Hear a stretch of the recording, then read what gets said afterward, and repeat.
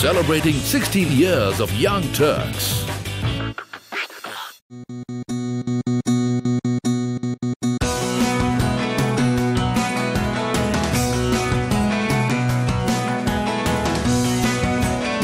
Hello and welcome to this very special edition of Young Turks. We come to you from non-stop city Tel Aviv in Israel, where the DLD Startup Festival is underway. We are going to bring you on this episode all the action from the festival. We're going to meet interesting startups of Israeli origin, as well as startups actually from everywhere in the world that are here.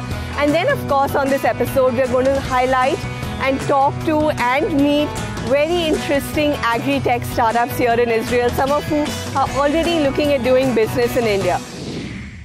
So now, a couple of things that have stood out about the Israeli startup ecosystem in all of our conversations here has been about the large investments made by the government in startups. So close to 4.3% of the GDP goes into R&D and into funding startup innovation. Now that's one of the highest figures anywhere in the world.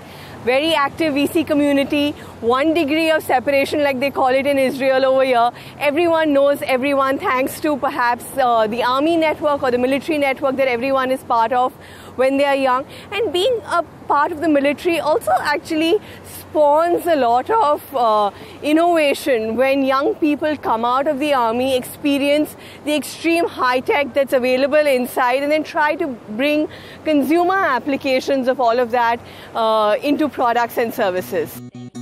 And it was with exactly this sentiment that the 8200 social program was established in 2013. The 8200 is the elite cybersecurity intelligence unit in the Israel Defense Forces, and this accelerator was established by the 8200 Alumni Association by harnessing the human capital of the group to solve large social issues. We do not provide funding, but on the other hand, we do not take equity nor IP rights in the participating startups. What we do get to provide is 5 months of acceleration, office hours that are all pro bono, all for free, and connections with mentors and directors. We have the annual demo day that a lot of investors are arriving, and some of them have decided to invest in the companies. Danny Weisberg's YSIT was one of the startups from the very first accelerator batch of the 8200 social program, and here is his story. As a software developer in many companies in the Israeli high-tech, Checkpoint, Radvision, and HP. And one day I felt like it doesn't create satisfaction. My grandmother at that time unfortunately had a stroke, and she lost her ability to speak clearly. That made me realize how hard it is and frustrating it is for a person to lose this basic ability. And that's why I started VoiceIt, to be able to give people with speech disabilities their voice back. We don't realize, but there are millions of people that cannot speak clearly because of different situations, whether it's children that were born with cerebral palsy or Down syndrome, adults after stroke, Parkinson's, ALS, traumatic brain injuries, stroke cancer, and many other situations. I want to be a firefighter when I grow up. My mom says it's too dangerous, but I think it's only dangerous if there is a fire. Here's how VoiceIt works. The app on opening asks users to read simple sentences like, I need some food, turn on the air conditioning, and so on. The software records and begins to learn the speaker's particular pronunciation. This coupled with the tens of thousands of data sets that the system has already learned for particular disabilities, and you have a powerful, effective tool that can actually speak up. I love you. VoiceIt for now is focused on human-to-human interaction, but the use cases going forward are numerous.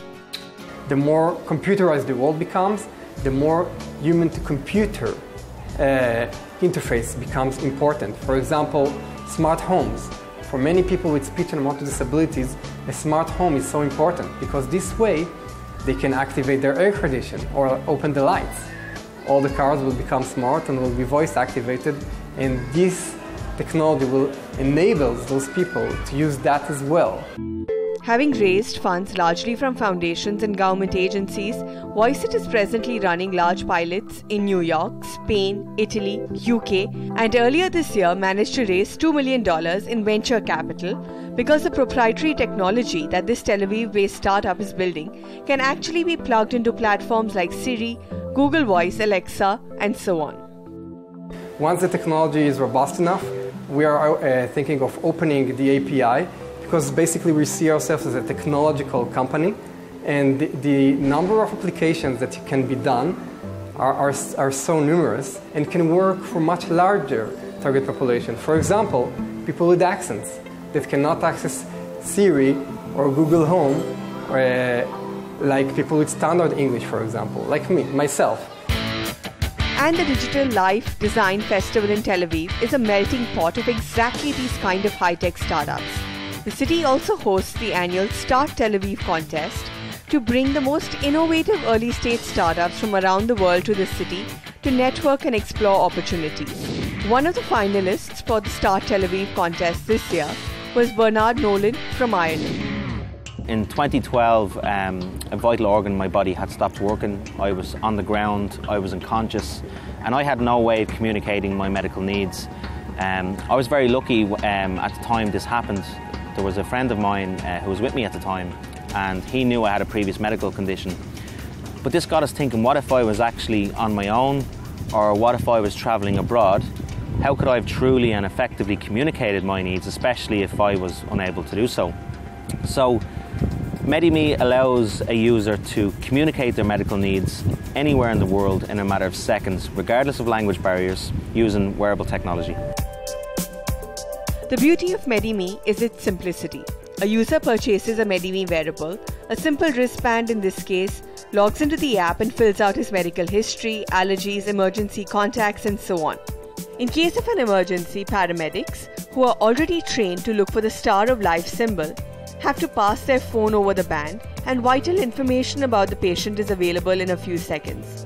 So far, MEDIMEE has tie-ups with the majority of emergency services in Ireland and some in UK. In fact, Dublin Airport is the first in the world to be emergency ready with MEDIMEE, but the use cases are numerous even for private companies. YOUNCI is a company which enables a drone to be sent to an individual in need. So using the MEDIMEE app, we can actually send the user's exact location to the emergency services, which can then dispatch a drone to that user.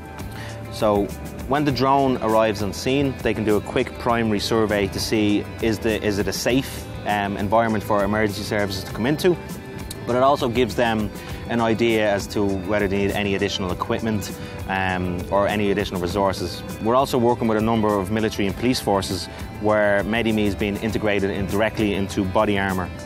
So if a soldier or a police officer has been injured in the line of duty, again, information from that officer can be retrieved directly from the body armour. The venture is bootstrapped so far and is looking to build partnerships with both public and private emergency service providers, insurance companies, and even pharmaceutical companies to disseminate the product. Interestingly, one of the big focus areas for DLD in its 5th year was agriculture and food technologies. We caught up with Tomer Sak, the CEO of CropX, an Israeli company that makes soil sensors and irrigation controllers for use on commercial farms. The company creates both hardware and software. The hardware is this device fitted with sensors and an antenna which literally just screws into the ground. And the software is in the form of an app to help farmers interpret all the data that is gathered and make choices about how to treat their land. Many of our farmers, our customers, for example, buy the sensor for regulation purposes.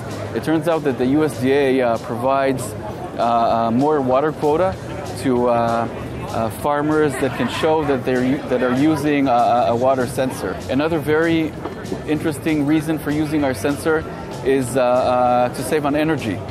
Many of our customers use pivot irrigation. Pivot is that huge sprinkler that's 400 meters long. It turns around in a circle. It takes a pivot about 1 to 2 days to complete the circle. And just in terms of the energy consumed, to turn that thing just one spin, costs about $500 of electricity. So we have many farmers saying, okay, listen, you give us weather data, you tell us that tomorrow it's going to rain, and that we have enough water in the ground already, so we just stop the pivot. And we stop the pivot for 1, 2, 3 days. That by itself paid for the entire system for more than a year. The venture presently services large commercial farms in the US, Latin America and Australia with a focus on water conservation, a very large market in itself, but CropX knows it can and must do a lot more to save a farmer's resources. We're going to have fertilizer recommendations. Okay, we're going to speak about crop protection. The fertilizer is by far the #1 expense on the farm. So that's just in terms of market size. I think it's very, very, very large. The venture has so far raised $10 million from large dedicated agri funds like Israel's Green Soil Investments and USA's Finister Ventures. Another investor is Jerusalem's Crowd. And sensor manufacturers Bosch and Flextronics have come on board as strategic backers.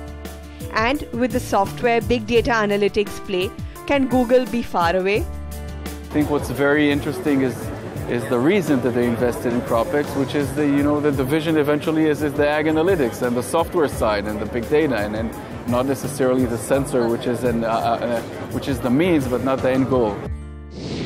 So those were a couple of interesting agri-tech startups that we caught up with here at DLD. But in the next segment, after a very short break, we're actually going to go on the road and we're going to take you into the farms and we're going to meet a couple of very interesting agri-tech startups. So keep watching Young Turks. Celebrating 16 years of Young Turks.